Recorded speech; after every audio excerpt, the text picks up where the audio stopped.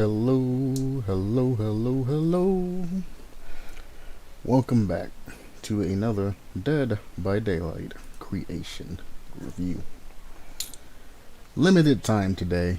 It's 12:43 and in less than 50 minutes, well, it said anywhere from 1:30 my time to 3 o'clock my time. So I have a little bit of variance. I got an old friend visiting me today. We got do some yard work, etc.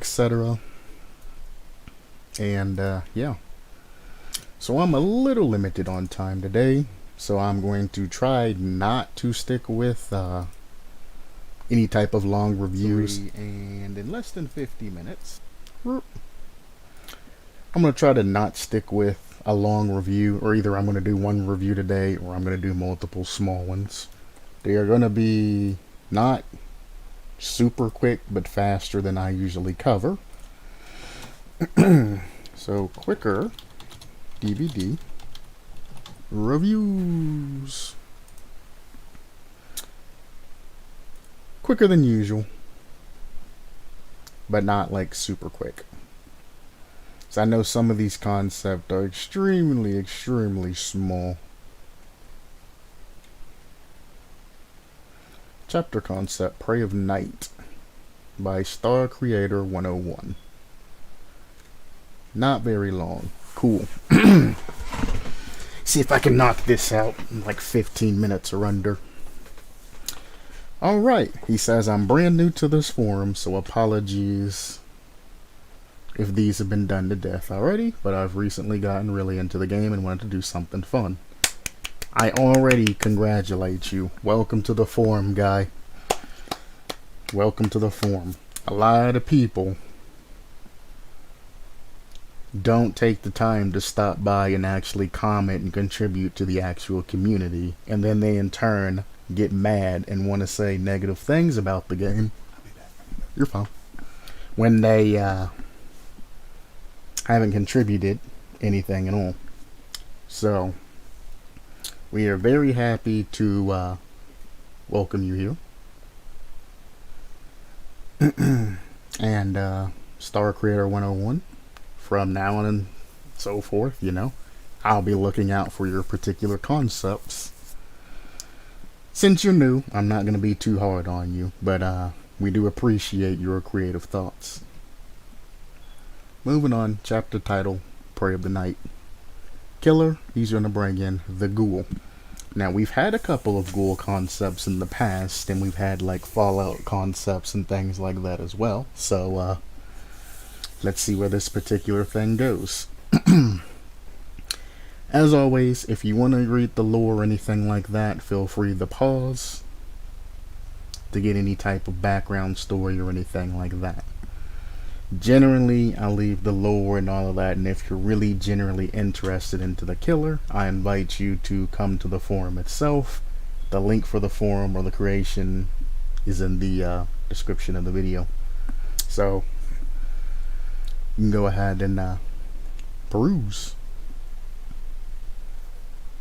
Also, I recommend checking out the alternative killer reviews portion of my playlist. That's where I do the more centered around one particular killer, you know, elongated reviews. Anything that really strikes my fancy or anything that fits the criteria for my alternative reviews. Now, we are starting off with perks. Regular perks, and then we're going to go survivor perks, anything like this. Now we're going to start power, then perks, then we're going to go for a survivor, and then their particular perks.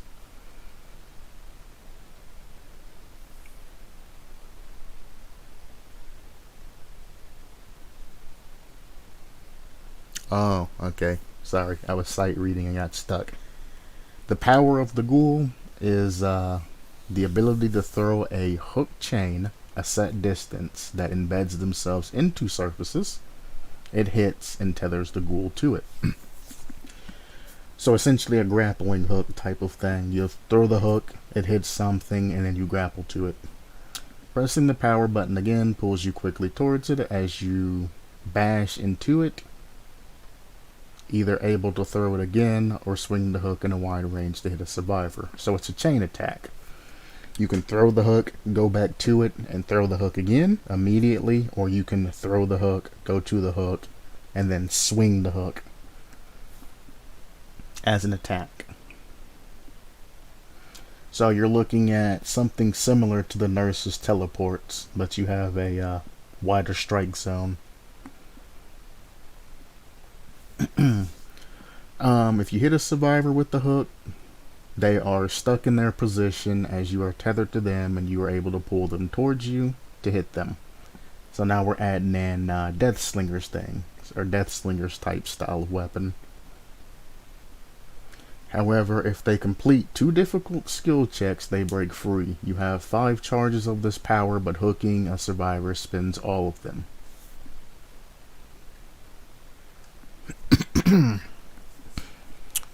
So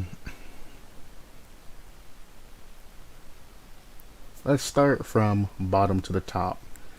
You have 5 charges of this power, but as soon as you hook a survivor, you lose all charges of them. So your power is only able to be used to down 1 survivor, then the power is gone. Obviously, you're going to need some sort of workaround to this. I would suggest adding a token system or a cooldown system or something like that to enable you to actually use this killer's power throughout the entirety of the match. Because using it one time, downing a survivor, and then it being gone, then what's the point of, you're just running nothing at that point. You have no special ability, no special passive, no anything like that. I like the start of the power. It's a grappling hook. You're essentially combining the nurse's movement with the Death Slinger's hook and pull type thing. So you can go either way, to or from a survivor. That can be adapted and added to make things a little bit different. But only getting 5 charges of the power, so you're either going to down a survivor and hook them within the 5 charges, or nothing. You don't state any way of getting charges back. You don't state cooldown. I mean, you might think it's implied, but when it comes to doing these, I try not to use my own imagination to make the concept good. I want to see what's inside of your particular brain. 2 difficult skill checks. The thing that I want to know about the 2 difficult skill checks is, are they like the yellow rune? Is it just bing, bing, bing, bing till you get them? Or is it like, generator skill checks that, happen once in a while you're being pulled? So that's going to have to be defined as well. Difficult skill checks aren't even actually that difficult. You might want to change that to tremendously difficult, because you get the smaller, like super small, like doctor skill checks and things like that. Just difficult isn't that much of an issue at all, and you're going to have more breaks of power. I mean, you could be saving it for an add-on to make it tremendously difficult, but, how do you determine if your hook from whatever the max distance is, which needs to be defined as well? How you determine, how fast you reel the survivor in, how many skill checks you're going to get in that term, or how fast you reel your sword to the survivor. If you miss, if you run into a wall, or if you hit a solid object, like how does this grappling hook essentially work? Because I'm going to assume, he swings it over his head and then he throws it, which gives you the swinging attack that you're talking about, or the throw that comes afterwards.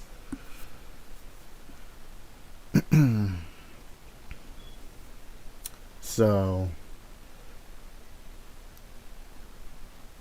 that also brings into the account of movement wise. If I throw my grappling hook into a, I don't know, let's say an upstairs window or something like that, are you trying to incorporate a new system to pull yourself through the window and have some sort of dynamic movement? Or are you just using it as a source of movement to kind of go across the ground faster? Because I mean, in actuality, like even the nurse's animation, which you see if you're running like Kindred, the nurse's animation isn't exactly a face. Or if you've seen any YouTube videos, the effects and all of that that's put on the actual survivors make it seem like she's teleporting, but in actuality she's just there, freeze framed, lifting her arm above her head as she gets close, and then she attacks.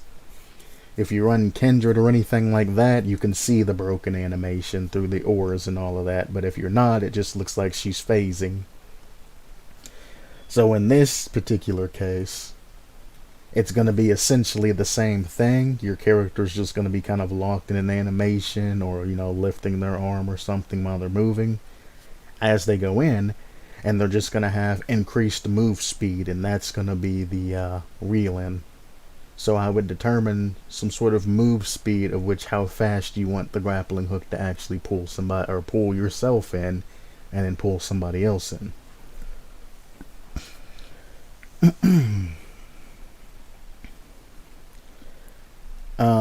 The multiple throws, you need to determine, you know, how many chains you can have, or, you know, how many chain throws you can have, and things like that. Because I mean, you say you have 5 charges, does that give you 5 back-to-back throws, or is there a cooldown in between charges?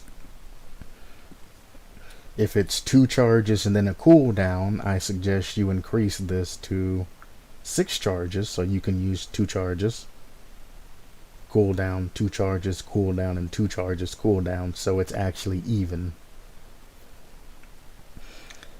I don't know if you meant for this to be, you know, after the 5 charges, you know, all of your charges go away and then they come back and you just are kind of leaving it implied, but I do recommend defining everything. Anything that is in your mind, the speed that you're seeing that everything happens, write it down. The animations you see that's happening, you know, if it's anything that isn't just normal, you might want to record it somewhere. Movement speed, if it's anything different, you want to record it. And you want to flush this out as much as possible. If you ever in the future find yourself writing a power and it's like something really short like this, I suggest having either somebody proofread it. I mean, you can send it to me, ask me to review it, send me a personal message, Discord, whatever. I'll be more than happy to review it. But I mean, when you're going over a power, your power you want to be about as long as you have your lore. You want this to be very far drawn out and explain a lot of things. You'll have your basic power description, like this, but a little bit extended, to have, you know, a decent base, and then the different aspects of the power you'll want to explain differently, like that. So essentially go off how your lore is labeled, not how it's worded, because I didn't read this, keep in mind, but how it's separated.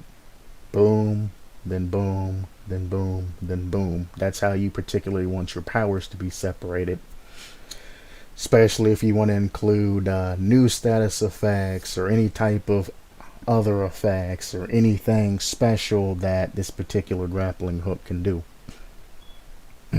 You want to leave different spaces and explain everything. So power wise, you just need to expand upon it. Like I said, it's your first time. I'm not going to be super incredibly hard on you. I'm not going to be brash or anything like that, because you let me know, hey, I'm new, this is my idea. I get it. You're good. This is a very good start, but I would open up your imagination a little bit more. Dive back into it, extend everything, think about exactly what you want this grappling hook to do. If it hits a window, if it hits a wall, if it hits a survivor, if it hits if you throw it straight into the air, I mean, anything that you want to add that's specific. If you can cancel it after you start the wind up. Anything like that needs to be listed to give you the ultimate idea that you have, as opposed to, like I said, leaving it to the imagination. You leave it to the imagination, you'll have 60 different people with 60 different ideas of your killer. And some people that have, a more positive outlook will be like, yeah, good killer. People that have a negative outlook are like, killer's bad. But they don't even know. You also aren't going to get a lot of feedback except for, concept sounds good, because there's nothing here to actually give feedback on. It's so little wrote. But let's move on to perks, because time. Bloodground. You defend your rightful ownership for those who wish to take it. After hooking a survivor, all survivors within 32 meters scream and have their auras revealed and are exposed for 30 seconds. I come across perks like this every day. Every day. I wish you guys that are creating things would look at each other's posts. I really do. I wish you guys would, yeah, I know, it's time. I wish you guys would look at each other's posts and take the time to, see that there are like perks like this. And, change the way you're thinking about things. If you ever want to throw out the word or expose, or aura revealed or exposed, there's probably a perk that already does it. This particular thing, you have, what's it called? Infectious Fright. When you down it, except for instead of downing a survivor, it's when you hook a survivor. So you've taken Infectious Fright. That works when somebody's down, and you made it from when they're hooked. Everybody screams. There's probably already another perk that, which, let me show you where you can type in DBD perks. Click on this. It's the fandom wiki, and then you just press Control F, and then all you gotta do is type in a search word like scream. Scroll down, survivors. Perks are shown first, then killers are shown. So you have Pyramid Head. When a survivor heals another survivor within tear radius, essentially, person screams and reveal their location. Already exists for Pyramid Head, based off healing. The reason why Pyramid Head's perks can get away with this is because it's at least 32 meters away from you. They have to be farther away to have their location revealed from the scream. And it's only during the duration of the scream, which doesn't last that long. Then they get the Oblivious status effect, which enables you to not be able to conceive the killer's tear radius. Or perceive, not conceive, Jesus. Perceive the killer's tear radius. And then, it's hooked to the other survivor. So each and every one of these, to incorporate something just this simple, has an associated negative. They get the heal. That's away from the killer. The killer has to be away for this to activate. They get the scream, which activates Deathbound. That's the trigger. That's the one positive trigger you get from that. But in order to get this trigger, they got to be 32 meters away from you.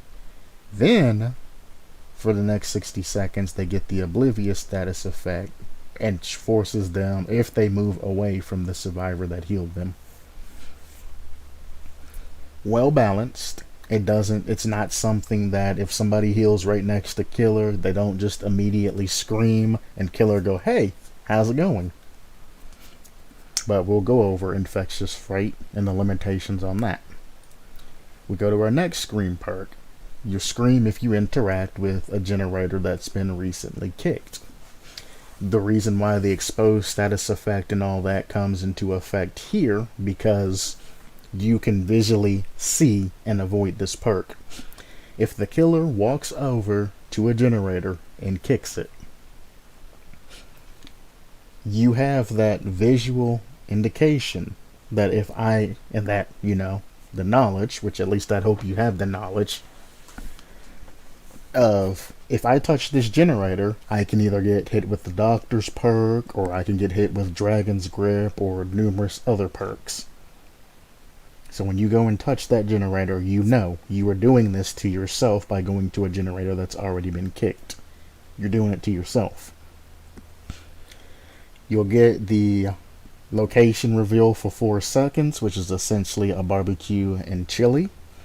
4 seconds is always good because, like I always state, it shows you where the survivor is and what they're going to do next, but it doesn't show you exactly where the survivor's going. So in that 4 seconds, you're able to ascertain where the survivor is and whether they're going to continue working on that generator, or if they're going to run away in a particular direction, or if they're going to hide. You can ascertain that in the 4 seconds. They're exposed for 60, and then it has a hefty cooldown of 80 seconds. So you can't just keep getting that on every generator. We go to the next one. Eruption.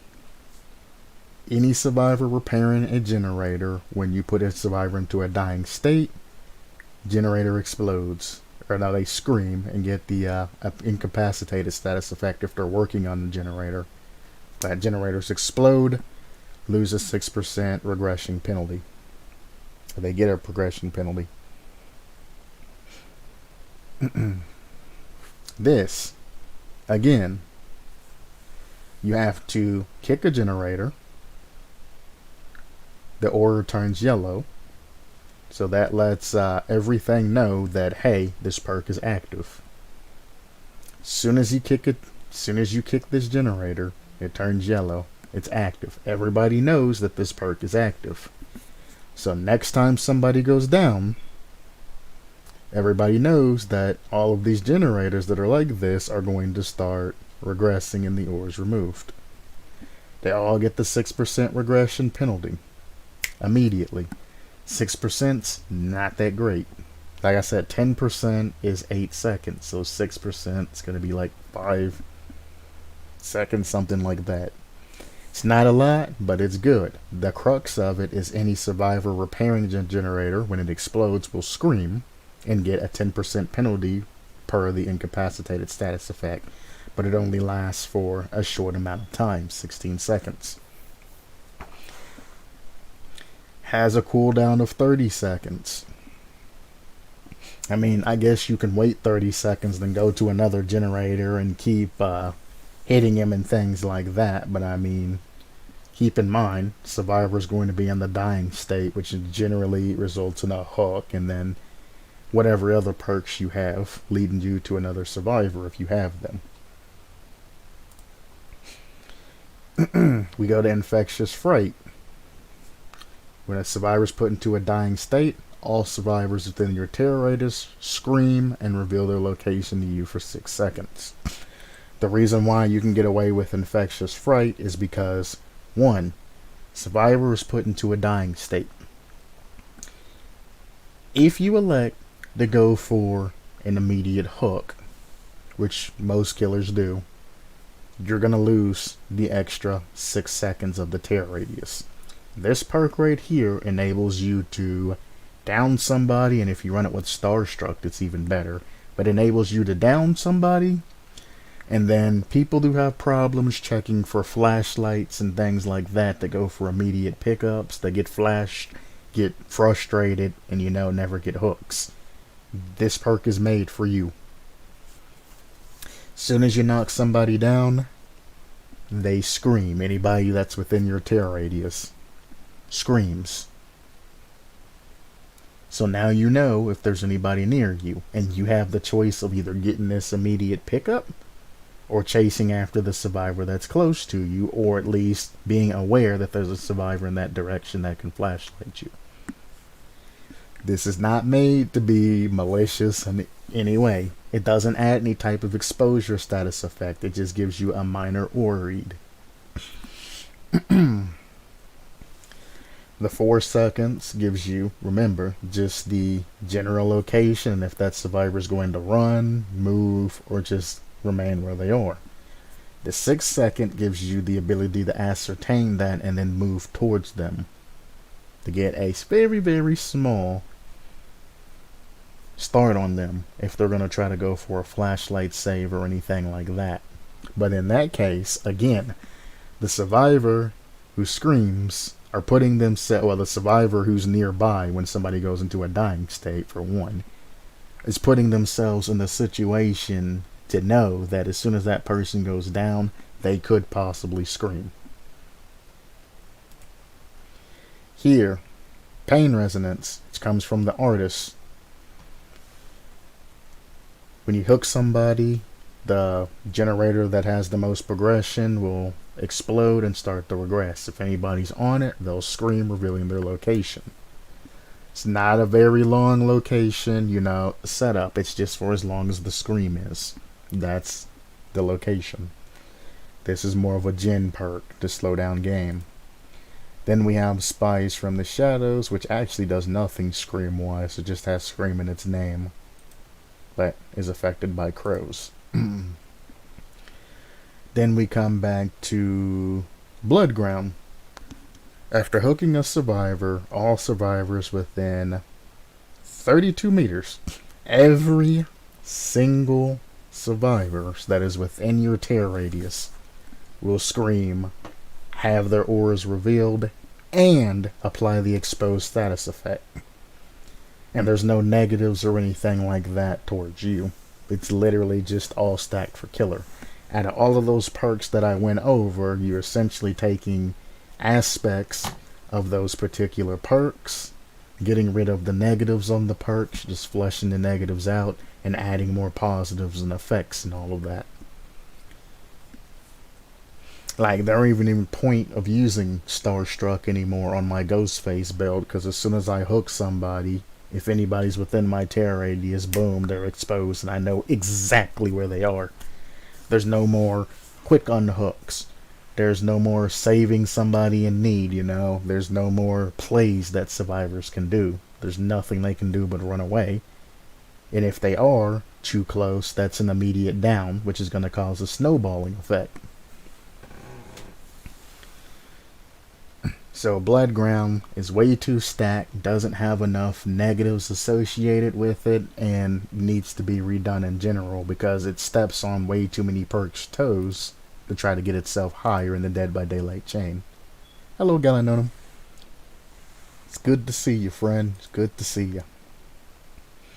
As said, he says it's his first concept, so I expect to see things like this. Sad thing is creators that actually have thousands and thousands of posts still make perks like this. This is a new guy mistake. New guy mistakes can be changed. Old guy mistakes, this shouldn't be happening. They should understand the game. Hex. Bloodborne. I wouldn't spell it like the game, just in case, because you know how game developers can be. I would just spell it normally like Bloodborne. Or is that... I think that's Bloodborne, or is it Blood... I don't know. My eyes are bad. R and N looks like an M to me. Could be Bloodbone. Or Bome or something. I don't know. Anyway. Every time you hit a survivor, you gain a token up to 6.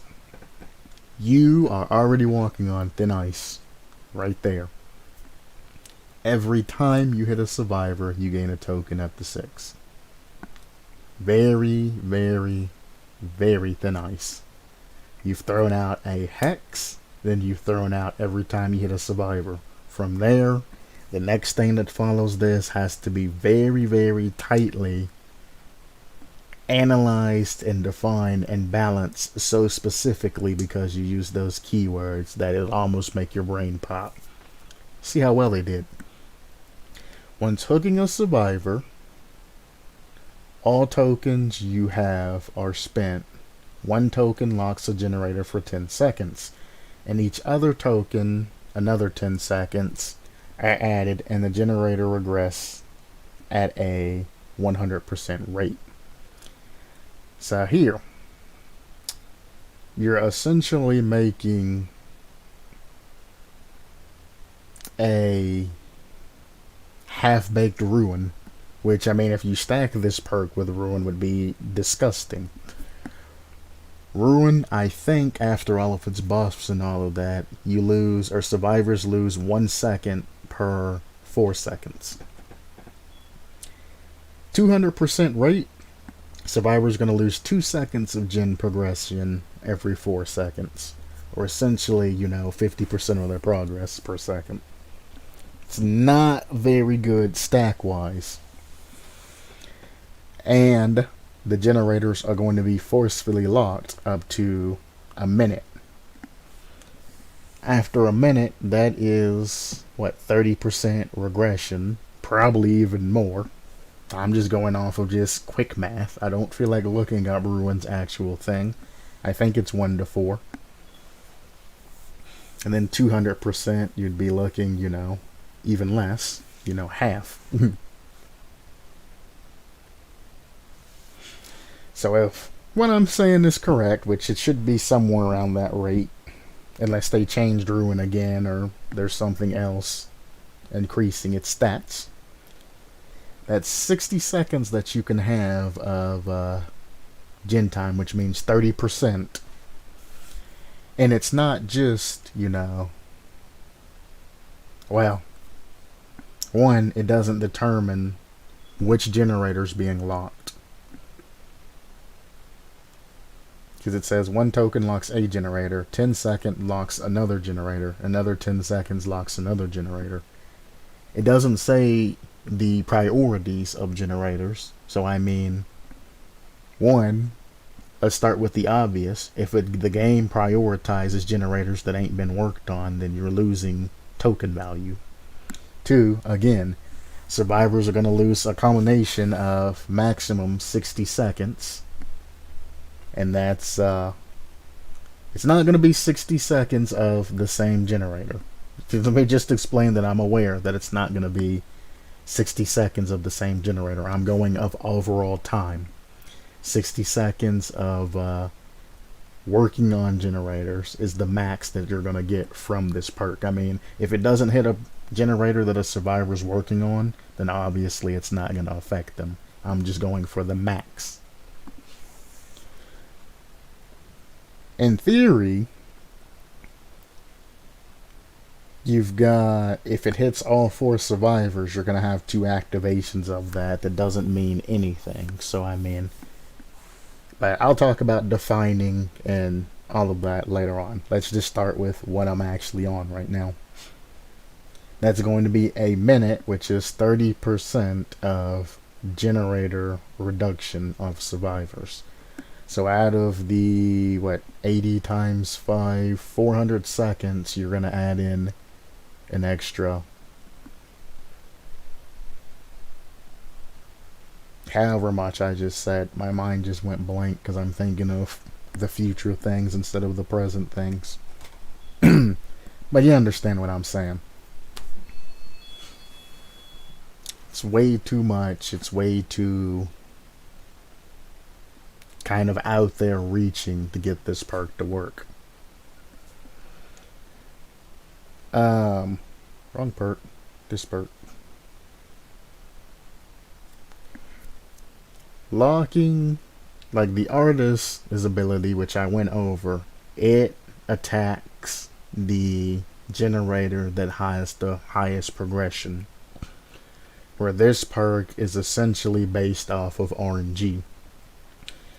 Because the minimum tokens you're going to have is 2. And that's if you hit the same survivor twice and you hook them. If it doesn't affect any generator that a survivor's on, because I mean, 1 survivor you're obviously going to be hooking, so they are off. And you have 6 tokens. So, I mean, you kind of got a 50% chance of even doing anything at any particular time, whether it's going to be a hit or a miss. And it's only for 10 seconds as well. So when you come down to use versus functionality versus design, you just get this kind of quirky thing. You've spread all your resources too thin, I guess is what I'm trying to say here. One, it's a hex. If the hex, like, I don't even actually know why it's a hex. It should just be a regular perk, and it should be more defined, because you're not cursing any of the survivors or anything like that. You're just essentially blocking generators on hooks. If you wanted to make anything a scourge hook, I mean, you could technically, I guess, do it like that, since scourge hooks have been defined by the artist as something that can block a generator, or just leaving it as a regular perk. The perk itself isn't necessarily strong, because you would have to hit 6 different, well, you'd have to hit the same survivor, but you'd have to hit 3 different survivors before getting an actual hook. However, the other issue I have, which is what I've been trying not to talk about, which is why you keep hearing me fumble my words, because I keep trying to get to that main issue and then trying to stay off the issue and trying to talk around it. But the main issue is, it says nothing about, so, okay, let me reread this, and then I'll show you the terminology I'm talking about. A hex shooting itself on the blood you spill, blah blah blah. Every time you hit a survivor, you gain a token up to 6. Let's say you completed this, you have 6 tokens. Once you hook a survivor, all tokens you have are spent. Boom. So you've hit 3 different survivors, or you've hit survivors a total of 6 times and haven't gotten a single hook for the full activation. 6 times you've hit survivors and you haven't gotten a single hook. You see the issue there? This particular perk doesn't award that particular aggression and all that, but to get maximum value out of it, you have to essentially keep bouncing between killers. Like this on Legion? Well, I mean, yeah, Legion's probably the only one that could get any specific value, because you're constantly back and forth, or going back and forth between survivors. But even Legion-wise, you're going to hit a survivor, that's 1, go to the second survivor, hit them, and then they usually down that survivor. So that's 3 tokens right there, and that only gives you 3 different generators 10 seconds. So even Legion can only use about half of this perk. The way it's balanced, it's extremely weak by nature, and it doesn't, like I said, reward the aggression that you're actually happen to take, and not taking the hooks and things like that, which doesn't make this perk good to be ran as a killer. You've thrown out the words tokens, and then I said you've thrown out the words hex. To clearly define something like that takes a lot of brain power to balance that and make that, you know, kind of amazing to be used. Now, hit a survivor. That's going to have to be defined. Is it just basic attacks? Does it count for special attacks? Or does it account for any time a survivor takes, you know, any type of injured state? Because if it's just hits, like primary attacks and secondary attacks don't count, because I mean, like Trickster, if he can somehow glitch this and get a lot of tokens, it's amazing for him. He can just keep throwing his knives and get things like that. But if it's on, you know, injury state wise, then, you know, Trickster can only get 1 activation like everything else. So I mean, is it based off hits? Is it based off damage? Is it based off health states? You know, I would still define that a little bit, but that's kind of nitpicky. But when it comes to something like this that has 6 tokens, you're gonna have to be able to get to those 6 tokens. And the way that it sits now, it's almost impossible to get 6 tokens and use this perk. So I mean, you could limit tokens and increase the amount of time generators are blocked, or you can just make it less time and have it block all generators for that specific amount of time. It'll kind of get in the way of ghost faces, but it'll also stack with ghost face quite nicely. Getting that 16 when you first pick somebody up, then when you hook them, getting like an extra like 20 seconds on all generator at phase 3 if you get like 5 tokens and like, you know, things like that to make it worthwhile. Might, you know, go real good with Ghostface or something like that. You can get like an extra 20 seconds on top of the 16 seconds of Gen Stall. Nice. But the way it's now, it's just kind of weak. And then you just added regression rate and then made that at a 100% rate, which makes no sense. Because like I said, every 2 seconds they're going to lose a percentage. So you're essentially taking 5% off of every generator that gets hit with this.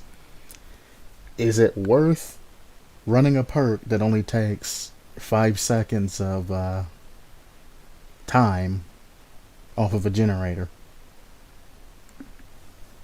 I don't know. Some people might say yes, some people say no. I'm talking in circles around this perk at the, so I'm just gonna keep it with a keep it simple, but define everything. Yeah, I'm gonna stop harping on it. I'm falling into a rabbit hole. Scourge hook, harsh torment. You're throwing out the term scourge hook. Scourge hook things, if you look, they have been sort of. I cannot spell scourge. O-U-R-G-E. Scourge hooks have been semi-defined. Scourge hook, gift of pain. When you're thrown up on the hook and they are pulled off of the hook, they get some sort of cursed effect and they suffer a penalty.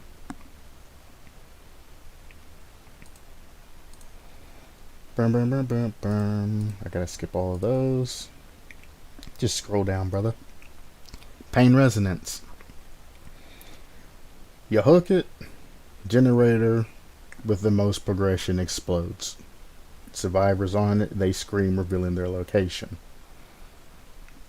So as by definition, there are 2 Scourge hook perks.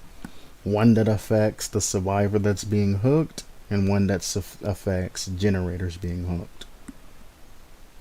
You're going to go boldly out there, I might add, and try to add whatever this harsh torment is, and let's get into that. The suffering of one is passing the others. At the start of a match, 4 hooks are turned into Scourge. I'm going to skip all of that. Behavior's already defined that. After a survivor is unhooked from one for the next 60 seconds, if they attempt to repair a generator, it will instantly explode. So, portable pop. And begin to regress along with being blocked for 60 seconds. Any survivor who attempts to heal the survivor will be hindered for the next 35 seconds and oblivious. So, it looks like you've done a little bit of, I didn't even mean to close that. You've done a little bit of research on Scourge hooks. Very little bit of research on it, which I can see that throughout it. The problem is pinheads. Can I, thank you. Pinheads, as soon as they pull them off, they get the hemorrhage, which makes you, bleed more often, etc., etc. Mangled makes healing, I think, 50% less effective. And then, after they are healed, they receive a 9% action penalty to healing and repairing until they are injured again. So they have the effect from coming off the hook, and then they are cursed for this. Here, You throw Survivor on as soon as they hit that hook. Bam, generators get cursed temporarily. Your concept, after they are unhooked, if they attempt to repair any generator, it will instantly explode. 1. That's one effect. Begins to regress.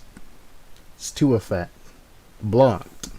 That's your 3rd effect that you've thrown. 3 different activations all at once. Then you added a curse effect, which I say, I see you did your homework. Any survivor who attempts to heal the survivor will be hindered for the next 35 seconds, and then you add the oblivious. 1. I don't know why any survivor healing the cursed person per se would be cursed, but let's say it's the blood or something like that. Your hindered status effect lasts way too long. Most hindered status effects last very, very, very short amounts. You get talking about anywhere from like 3 to 6 seconds. There are some exceptions to everything else, but you know, a couple of seconds of being hindered, that's it. You gotta keep in mind survivors move at only 4 meters per second. 10% off that's 4 drops them down to 3.6, which is 1 whole meter per second less than a regular killer. So for every second, the killer is going to gain a meter on you. So I mean, nerfing their speed for 35 seconds, they're essentially going to lose 35 meters of movement speed or distance that they could have went. 35 seconds is way, way, way, way too much off of a heal. And notice that after the heal comes, there's no type of scream effect, there's no type of aura effect or any of that, which I'm happy, but there's no point in giving them 35 seconds of hindered and oblivion if the killer can't use that particular status effect in any way, unless they just happen to stumble upon them healing, you know, then it's like, ha, you can't escape me, I got you. Because they can't see the tear radius, but the person being healed will. So if you do approach upon them, the guy who just got on hook's just going to stop healing and run, which is going to let the other guy know that, hey, he's there. So the oblivious is almost useless until after they get done healing. And then the hindered status effect is way, way too long. The blocking of generator for 60 seconds. I just want you to keep this in mind that corrupt intervention blocks a generator for 60 seconds and it's a one-time use. And that's just the perk. That's the end of it. At the beginning of a match, it blocks it doesn't even block all generators. It just blocks the farthest generators from the killer. I think it's the 3 farthest ones. Correct me if I'm wrong, but I think it's just the 3 farthest generators from you it blocks for 60 seconds. And then it deactivates the rest of the game. Gone. Why should you be able to essentially keep retriggering a perk back to back to back to back to back throughout this game, stacked with other effects? Because not only is it going to block generators, it's going to regress generators. I mean, if you're already running Ruin or anything like that, it's kind of a meh, because they're already regressing. But the block is going to essentially make that absolutely amazing. Like even Ghostface's perk, you have to down a survivor to get that 16 seconds of full gen coverage. You spend a majority of that time, 8 to 10 seconds of that hooking a survivor. So you're not getting a lot of value, it's just covering you to get to a hook. It stops at 16 seconds because of Iron Grip and Iron Grip, agitation, and things like that. If you run a backpack build, you can carry somebody for 17.5 seconds. 17.5 seconds. Running that gives you 16 seconds of movement speed with somebody on your back, and it blocks the gens for that time. That's why they balanced it at 16 seconds. So you have to get the hook, which the hook takes 1.5 seconds. That's where that extra 1.5 seconds comes from. 16 seconds to get to a hook, 1.5 seconds to hook. That's why it takes 17.5 seconds for Iron Grasp to before somebody kicks out. It's balanced perfectly between perks like that. That's why Ghostface's gen blocks only last for 16 seconds. It's time for you to go out, get rid of any survivors that are in your way if you're running Iron Grasp or anything like that, and then hook said survivor, and then continue on your way if you want to run that particular build. It's kind of a nudge nudge. Hey, if you're running Ghostface, you might want to run Iron Grasp type thing, but it's balanced perfectly for that situation. That is the essence of balance. Iron Grasp existed before Ghostface, so Ghostface's perk was balanced to go along with Iron Grasp, and how long should we, they asked themselves, how long should we generally allow gens to be blocked? Some guy said, well, Iron Grasp is 17.5 seconds, so how's about 16 and then 1.5 to hook? There you go. It's beautiful. Very beautiful. So you have Ghostface's ability and corrupt intervention, which I mean by itself would take this entire thing. Generators exploding, which tells you exactly where the survivor that was just unhooked is going. So I mean, it sort of incorporates tunneling, because let's say you're running Devour Hope or something like that. You hook a survivor, you walk away, you go gen patrolling. That survivor gets down, runs to any type of generator. As soon as they touch it, boom. That gives you a trigger for who to go after next if you're wanting to tunnel or anything like that. I'll go back to my old Bubba tech, super fast Bubba coming through if they really want to tunnel to get those Devour of Hopes or anything like that charges, or any other type of killer. You can use that to tunnel and do whatever you need, because that person's going to essentially keep regressing generators and exploding generators. I'm going to assume the instantly explodes only the 3% regression. Should probably define that. The block for 60 seconds obviously is kind of ridiculous for that particular generator to be blocked for 60 seconds. And then you're going to throw on any survivor that attempts to heal them is going to end up being hindered for 35 seconds. It's ludicrous. But, yeah. Decent concept. I like the hook, but I mean, I've reviewed other grappling hook killers and things like that, and even other ghoul killers. If you guys all got together and made one particular concept, it could actually be pretty amazing. I will give you that much. Would be pretty amazing. You have the ideas, you just don't have the way to completely define everything the way you like. And then the other guys that I looked at, he had the defining and everything like that, but he didn't have the ideas. His ghoul was very lackluster. It had essentially no power. So you two together would be actually pretty amazing. You have the ideas, he has almost the explanations to go with it. Survivor, we have Charlie Devlin. Here's the backstory. His perk is situational awareness. I would hate to throw a tool into your machine there, but yeah, situational awareness already exists. Literally, you are constantly aware of your surroundings, I think is literally what it says next. Yeah, that's second wind. I was like, what? Resilience, yeah, situational awareness. You You are aware of your surroundings. This is the first sentence, and share information with others. So this has constantly added into. Issue.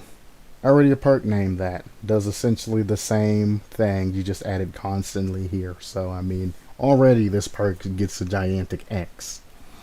Whenever you pair a generator, this perk activates. If you enter the killer's tail radius during this time, you can see their auras for 3 seconds and don't leave scratch marks for the next 20 seconds.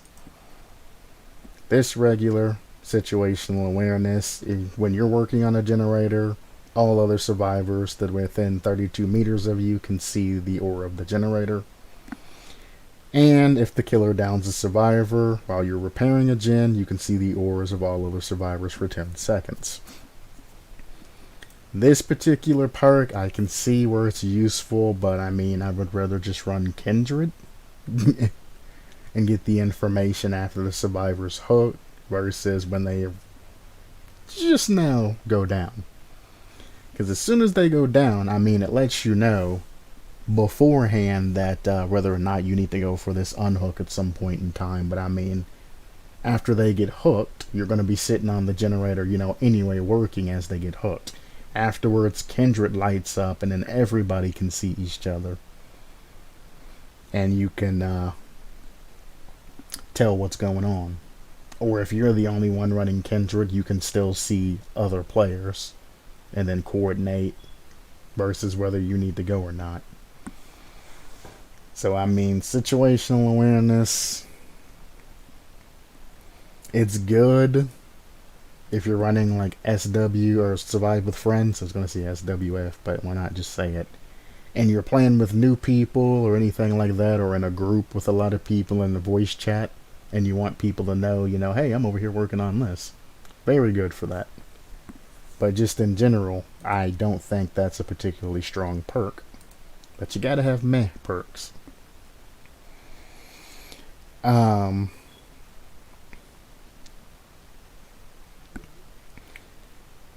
The negatives of this, or the activation, is after you repair a generator. If you repair a generator, you can see the killer's aura if you enter within their tear radius for 3 seconds, and then you don't leave scratch marks for 20 seconds. 1. After you finish a generator, most killers, at least lower level killers, will immediately head that direction. High level killers will just kind of look and see if they see you running from the generator. If they don't see you running from the generator, they move on to bigger, better things. Lower levels will immediately run over to you and do that. So, I mean, 3 seconds isn't much, but remember what I said before when it comes to double tiering. You don't need the 1, 2, 3 seconds, and then you don't need the tier up all the way up to 20 seconds here. I would leave this at a definite number, which I guess would be the highest one, which is 3 seconds, which I mean, ain't that great, but I mean, you need to keep in mind that there are keys that do this exact thing. Literally are taking the key and then giving it an activation to where you can take this key effect and use a total of 5 times as opposed to the amount of time you can use the key in general in match. So you are kind of butting heads with just a key and an add-on. And then the don't leave scratch marks for 20 seconds. Why 20 seconds? Is what I don't understand. I guess you're just assuming as soon as you complete this generator, you're going to be initiated into a chase. I don't agree with not leaving scratch marks for that long. I mean, 10 seconds, I would kind of be like, maybe. 20 seconds, it's unnecessary. To bring things into perspective against your naysayers, survivors move at 4 meters per second. 20 seconds, that is 80 meters of movement from a survivor, where their scratch marks won't be seen. If a killer's after you, they're going to find you within those 80 meters, regardless of what you do. You don't need 20 seconds. It's crazy. Anyway, he's throwing out a boon, Light in the Dark. A boon that provides momentary liberation. Blah blah blah. Boon description.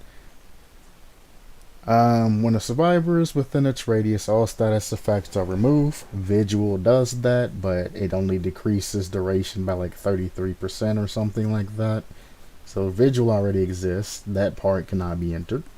Survivor becomes undetectable to aura revealing and gain a 5% haste boost. So what you're essentially doing here is, if this is by a generator, barbecue and chili and all of that other stuff will not work. Or if the survivor is being chased, you giving them extra speed and the ability to their auras not being read. That sucks for my ghost face, because when people volt, I generally use the ability to see where they're going to essentially get the upper hand on them. But I mean, there's already boon token or boon perks and other perks that handle this.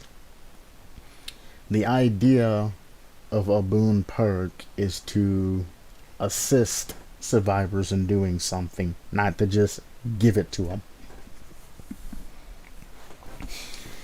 For example, the exhaustion status effect exists. If I dead hard, run into this aura, dead hard back out, run into this aura, dead hard back out, I can essentially, by the terms, by the terminology of your perk, I can dead hard and sprint boost and do whatever I need that exhausts me forever. There's no cooldown, there's no death defining or anything there. I would exploit the heck out of this if I was a survivor. Unlimited dead hard, unlimited sprint burst, unlimited everything. Any type of perks that you use that have status effects associated with them, gone. Then you become undetectable to aura reading or aura revealing. So anything that a killer uses, barbecue and chili wise, or anything else, Lightborn, or any other aura reading perks, are essentially useless. And then you throw the 5% haste boost. So if I'm running sprint burst, which gives you a speed burst, plus getting a 5% speed burst on that, and I can essentially use it forever. SpaghettiOs. Infinite speed, essentially. We done messed up. We done goofed. So, no. Between this being visual and outright exploitable, I can't say that this is going to actually be a decent perk to be used. I would definitely toss that one. Good study break, man. See ya. Good luck on that internship. Thanks for stopping by, though. It's good to see you. Good to see you. Oh, my lord. Fighting Spirit. You fight back against odd. Anytime the killer's aura is revealed to you, you gain a token of up to 6. You can see the killer's aura if your aura is revealed. For each token, you gain Object of Obsession, which is what it was called before. I don't know what it's called now. This is the second day I've come across it, so I guess I'll look it up. Object of...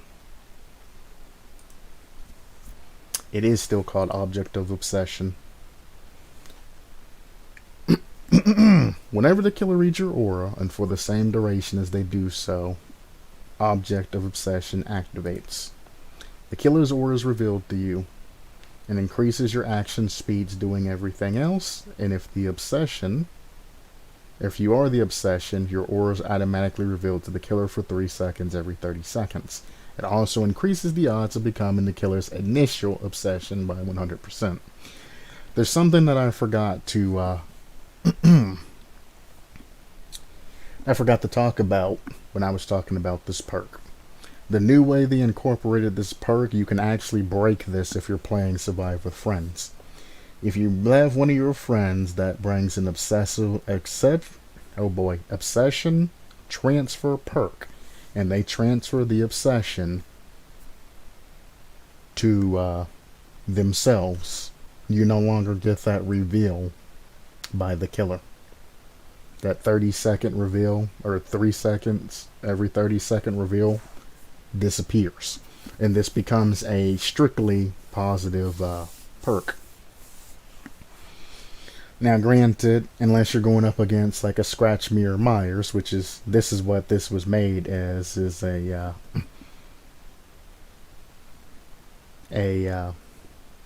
counter to Scratch, or Michael Myers in general. It's Laurie Strode, of course. She's made as a counter for Michael Myers. Barbecue and chili, things like that. It's made for those. It's very good. You get a 6% action speed. The killer's aura is revealed to you anytime, you know, they look at you. So anytime you're getting stalked, anytime you're getting Scratch Mirror, Ghostface looks at you, things like that, you can both see each other. How it worked in the past is, anytime that you looked in the direction of the killer, you could see their aura and they can see your aura. If you were quick about looking and you didn't catch the killer just directly looking at you, you could just peek, find out where they are, and then continue doing what you're doing. Or you can do what I did, draw them over to one side of the map by looking at them, disappear, and go to another side of the map, and then draw them to that side of the map looking at them. You'd be surprised how many people go for the easy, oh, I know where you are, claps, instead of the, hey, there's a survivor right near me, maybe I should take them out. They really, I call it a nerf, but I guess they're going to call it a buff, but they really changed this perk and really made it essentially broken. It does rely on the killer themselves running any type of aura reading perk, but I mean, how many times do you get barbecue and chili as one of the main perks? A lot. I love Object of Obsession. It's one of my favorites. So, every time the killer's aura is revealed to you, you gain a token. Remember what I said about keys? You can easily abuse this by using keys. You need to add some sort of cooldown on token gain, or make it to where you get tokens from doing something that's harder to do. And you can see the killer's aura if your aura is revealed. You brought Object of Obsession into the mix. You got rid of... there's a cooldown right there. But you've grabbed Object of Obsession. You got rid of the negatives from Object of Obsession. And then you've added effects to it to buff it up. This is not the kind of buff that I would like to see for Object of Obsession. Because all you have to do is, if it's a Michael Myers or something like that, all you got to do is just do circles, and every time he stalks you newly, 6 tokens, easy. If not, all you got to do is run a key. Run a key, get within 32 meters or however much it is, and just tap the button. Read the aura, let go. Tap the button, read the aura, let go. Tap the button, read the aura, let go. I skim down and I can see that you can get a token every 60 seconds and you lose one if you're hooked. But I mean, once a minute go over and you're only getting positives.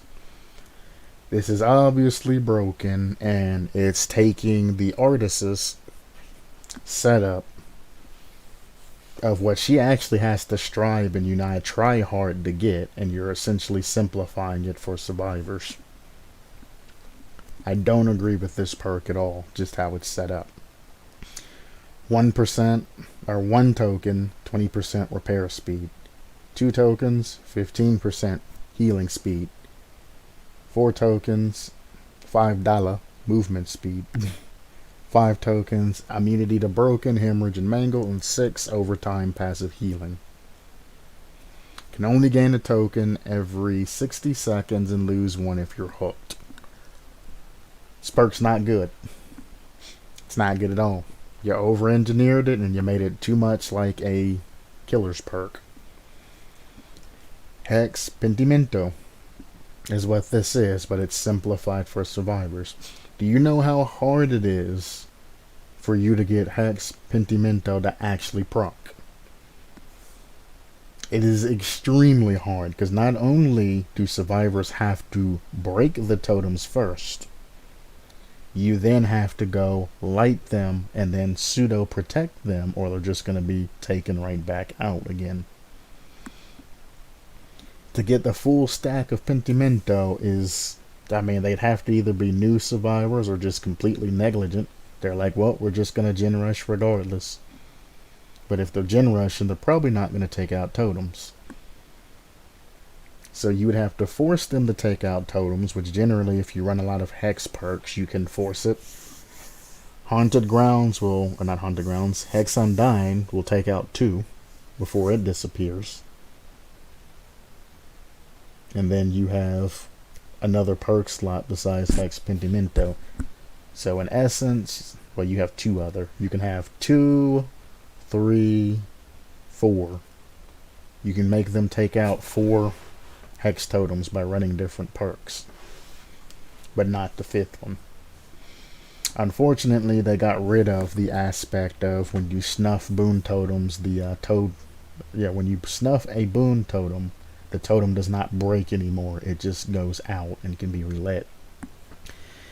In the beginning of the beta, they made it to where, once a survivor lit a totem, the killer would walk over, snuff it out, and then the totem would collapse. Well, the killer was essentially getting rid of their abilities and other perks that relied upon, totems, like NOAD, things like that were disappearing. 2, you were running into the issue that survivors wasn't wanting to run Circle of Healing anymore because it became essentially useless. You can only put it down once, and once the killer knew they found it, boom, that totem's gone and it can never be brought back again.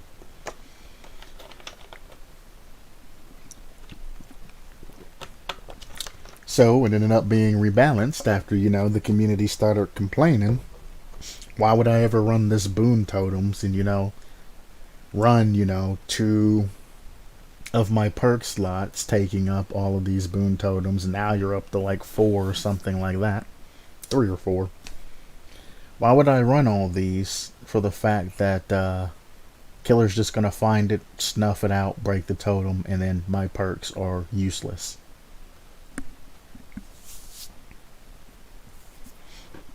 Just basic survivor with nothing else. And it became very, very, very significantly nerfed that way. So now they made it to where the killer can just snuff it out, and survivors can just keep lighting it over and over and over and over. Killers are angry about it because they can't just destroy it and be done with it. However, they increase the time to 10 seconds it takes to light it again. So, it's time off gen. I said, all of these are a very bad idea. 1, overtime passive healing at 6. All you have to do is get the killer's aura revealed to you. If you don't bring any type of aura reading yourself, if the killer has barbecue and chili, that's 2 survivor deaths, and then you have all of these buffs. 20% repair speed, you're essentially taking generators down, like 15 seconds or something like that? No, I remember. It ended up being like 17.5 or 17.25 or something like that. All gen speed, you're reducing 20 or 17.5 or seconds. Healing speed being 15%, very negligible. Because, healing speed goes off of medkit. Medkit takes 16 seconds, 1.5, well, 10% of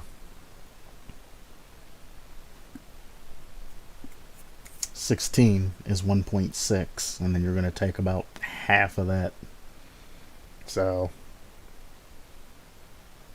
whatever half of 1.6 is, 0.8, and adding that to the end of that, it gives you 2.4. You're saving 2.4 seconds or somewhere around there. The 5% movement speed, a 20th of 4 meters per second, isn't that great. It's going to be a very, very small amount. I'm going to go by 400. 20% of 400, or a fifth of it's less than 100. So you're going to be looking at like 80. So you're going to essentially be moving 0.8. No, less than that. We did 100. So 0.8 speed faster. It's not that great. 10% would be 0.4. Just to throw that out there. So, I mean, you're looking at 0.2. There you go. 10% movement and speed increase is 0.4. 5% would be 0.2. So you would be moving at 4.2. It's not that much. Immunity to broken being the main one there. Hemorrhage or hemorrhage and mangled. The broken is obviously the main thing there. Again, you're going to have infinite amounts of sprint burst and dead hard and things like that. It's broken. Overtime passive healing, you're literally going to be healing as you're in chase and things like that. And with the other things that you have with the unlimited sprint burst and everything else, you know, bam. Mixed with that, if you run that one chick's perk to where she can instantly heal another survivor, you're going to run into issues with that. It's just broken and can be exploited. Not very well.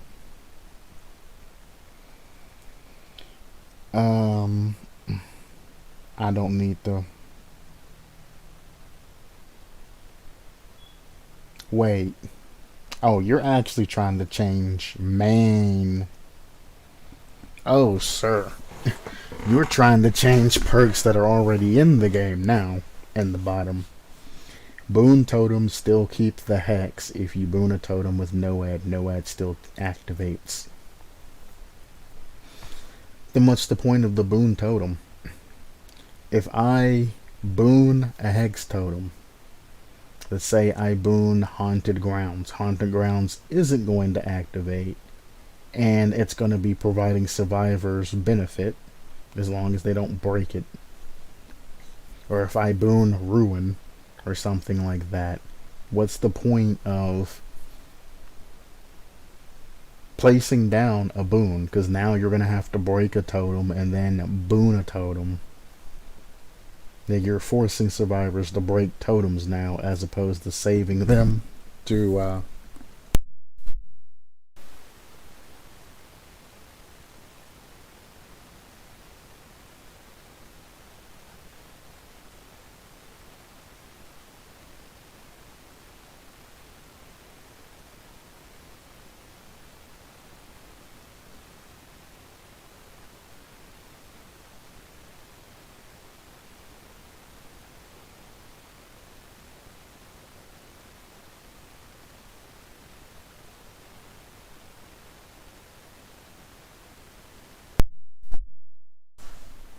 pardon me. Yeah, it's gonna take 10 seconds to boon a particular totem. So then you're gonna have to take the time to break a particular totem. So if you want to, I don't know, it just doesn't mix well. Why would you ever want to leave a hex totem standing? The whole point of the boon totems is that you can overwrite the hex totem with a positive boon and then use that same beacon of power that the killers use. If you are taking your own power source out, then what's the point of running the boon totems? Oop, I may be out of time. Claustrophobia locks all windows and pallets until another generator is done. For those of you who don't know, claustrophobia is whenever you complete a generator, all windows and it's just windows. All windows are locked until for X amount of time. One, locking windows, I mean, that's already a thing. Pallets, I don't know why you would lock every single pallet on the map until another generator is done. That makes absolutely no sense, and makes me just kind of shake my head that you would think that that's actually a good balance. When you're saying you're new and bringing in a concept like that, which I think is the same guy, right? Yeah. You say you're new to the form, okay, I can, get past the concept that you're pushing, but now you're going into something that's already balanced. I can't overlook that one, sir. You think that, so as soon as the survivors repair one generator, they lose all windows and they lose all pallets until another generator is done. But on activation, it'll lock all windows and pallets again and again and again and again, and you would lose them until the end of the match. Or are you trying to say, what you need to define what you're actually trying to say, that this activates on the first generator, and as soon as the second generator is complete, it deactivates for the rest of the game? In that case, it's useless too, because generally, in most lobbies, you get 2 gen pops after the first chase is done. So 1 gen's gonna pop, everything's gonna get blocked for all of a couple of seconds, the second gen's gonna pop, and then this perk's gonna deactivate. So claustrophobia, which has, decent uses. I've used it before and had good experiences with it. You don't have to worry about survivors sneaking around, because they can only leave out of one or the other entrances. It has its uses, but the way you're incorporating it, you're breaking everything. You're making it pretty much useless. Dead Man Switch activates on any survivor. I went over this the other day, but I don't remember. Whoops.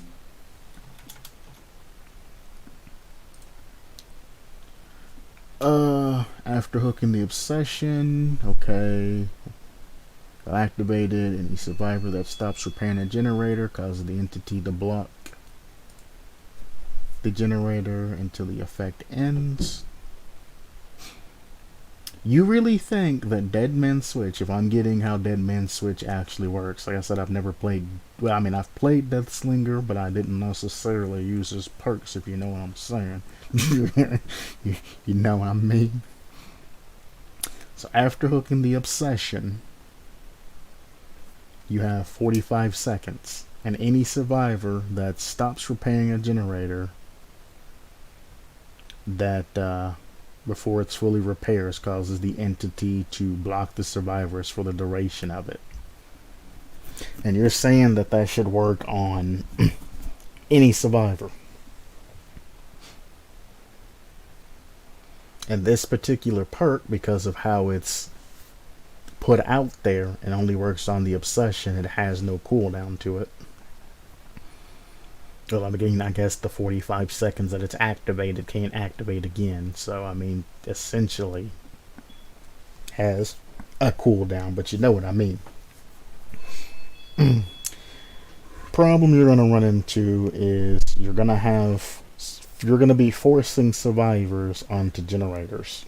And like I said about a couple of perks, you don't want to force the survivors to gen rush you. You don't want to do that. Running this on every survivor, boom. Anytime a survivor gets hooked, you're going to be forcing survivors to actually use the hook time instead of going for direct unhooks. So now during those 45 seconds, you know, you're going to have 30 seconds of extra survivors on gen time as opposed to survivors just immediately letting go and going for unhooks.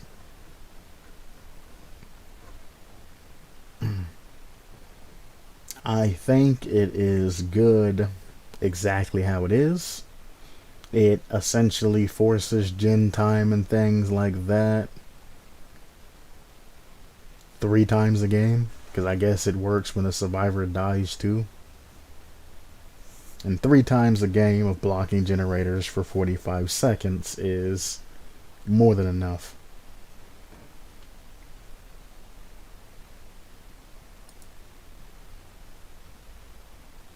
I don't agree with it activating on any survivor. That slinger itself might be kind of hard nerf, but if you think about this particular perk on other killers, all of these perks you're trying to do, think of them on other killers, and you'd understand that, hey, you can't really do that because somebody who actually can benefit from this perk becomes way too OP. Lethal Pursuer now shows the aura of a survivor you lose a chase with. Might as well look this up too. We'll look up all of these. Bum bum bum bum bum. At the start of the trial, all the auras of survivors are revealed to. I gotta remember that it's not 5 seconds like in the beta anymore. They went from 5 seconds to 10 seconds to eventually 9 seconds. 9 seconds. The beginning of the trial, for 9 seconds, all auras of survivors of the trial are revealed to you, and then it's gone. I do want to say that it would be nice if it had some sort of stupid passive. However, it's Nemesis's perk, and it's made for Nemesis, and he has a long range attack and zombies and everything else. He doesn't need any type of other buffing. Giving Lethal Pursuer, showing the aura of a survivor you lose a chase with. 1, it doesn't say how long. 2, is the absolute dumbest thing that I've ever heard of in my life. I understand it's Nemesis. Nemesis can run through walls, and he's the ultimate tracking being, and he chases a survivor throughout the entirety of the game. But guess what, buddy? If you're gonna go by, you know, lore and things like that, after Nemesis is defeated or they escape Nemesis, he goes away and then comes back later on during the game in another part. Sometimes it's only, you know, 5 minutes from now, sometimes it's an hour from now, sometimes it's till you turn another corner. But still, he does go away from some X amount of time after he loses a pursuit. It's not a constant thing. Lethal Pursuer is completely fine. You already get that 9 seconds, which is enough to immediately find a survivor, because one survivor always gets the short end of the stick and spawns near killer unless you all spawn together. But if you all spawn together, then he now knows that, and he's just going to come over and start whapping things. He's got zombies. He's got a ranged attack. He's got the whole infection thing. I mean, he's got all kinds of other assets that he can draw from. Lethal Pursuer is definitely made for Nemesis. I mean, I guess you could run it on like a Legion or something like that. It makes sense, or maybe a Bubba. Because getting across map and starting to cut things up, you know, right at the beginning as opposed to looking, could make for a very quick match. But for the most part, no. And then Furtive Chase now permanently decreases your terror radius by 3 each need token, but in a chase, these tokens are spent with each level of Bloodlust to give you a haste effect. So you can't it's a Ghostface perk, so But I'm going to look this up too because I looked up everything else. Fur? F-U-R-I-T-I-V-E, right? Have I gone crazy?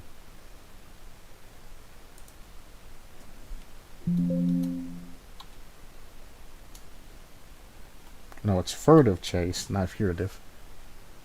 I'm thinking of something else. You've come, obsessed with one survivor. You lurk in the shadows, eliminating your victims one by one. Each time you hook your obsession, you gain one totem up to a token. You gain one token up to a maximum of 4 tokens. While in chase, your tear radius is reduced by 4 meters per accumulated token. 2. When a survivor rescues the obsession from hook, that survivor will now become the new obsession. 3. All accumulated tokens are lost when the obsession is sacrificed and or killed. Can only be obsessed with one survivor at a time. The whole purpose of furtive chase is to decrease your tear radius. You can decrease your tear radius by, what is it, 16? Yeah, 4 times 4. 16 meters. So out of 32, you can decrease it by 50%. Very close. That gives survivors only a couple of seconds, if you're not in stealth, only a couple of seconds to react, which kind of puts that fear aspect into them and will make them do a hard vault, which lets Ghostface's other perk take effect. Any rushed action near you shows the survivor's auras for 6 seconds. It's all about fear, coming out of the shadows, spooking survivors, things like that. After marking them, making them do dumb things, and then, getting that hit in. That's the Ghostface playstyle. And you want to add in that it decreases your tear radius by 3 per each token, so you're decreasing it from a 50% to from 16 to what's 3 times 4? 12. The 12 off the top, which gives you 20. But in exchange for that 4 meters that you're taking off, you want to spend all of those to give you a haste effect when you're in Bloodlust. Bloodlust already gives you the haste effect.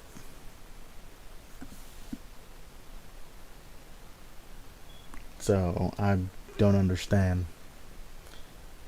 Permanently decreases your terrors with each new token, but in a chase, these tokens are spent with each level of Bloodlust to give you a haste effect. Bloodlust already gives you the haste effect.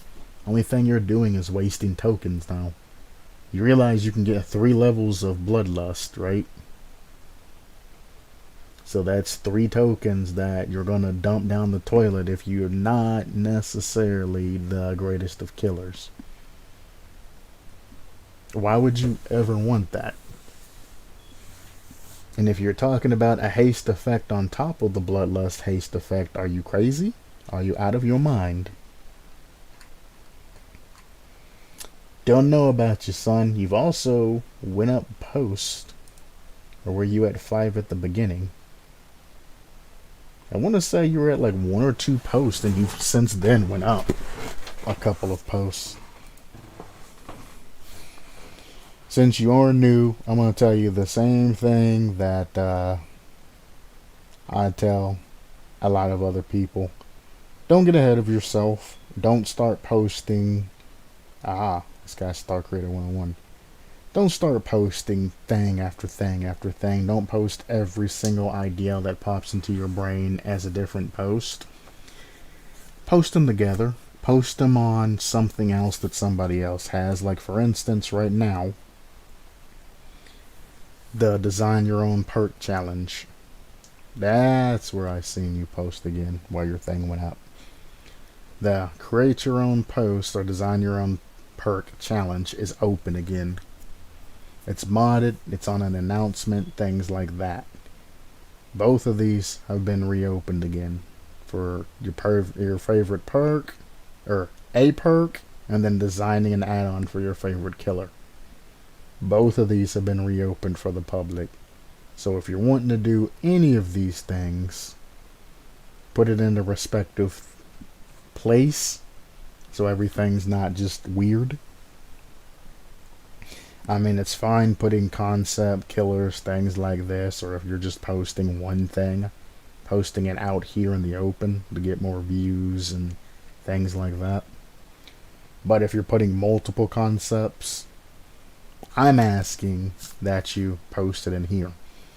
Because people who post multiple concepts back to back to back to back, especially being newer, you haven't learned the formula that makes a great perk and or killer or anything like that, and everything ends up being lackluster because you're rapidly firing ideas but you're not completing any of them, and that creates a small bit of issue for me. People on the forum don't care. They'll click into it, read the couple of sentences, and then they'll reply back, or they'll just go on to the next thing. You generally know if your concept's doing well.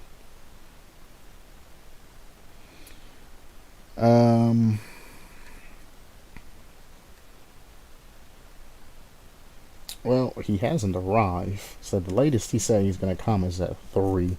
So just in case he shows up at 2:30 or roundabouts that time, I'm going to go ahead and head off and leave it at that for the day.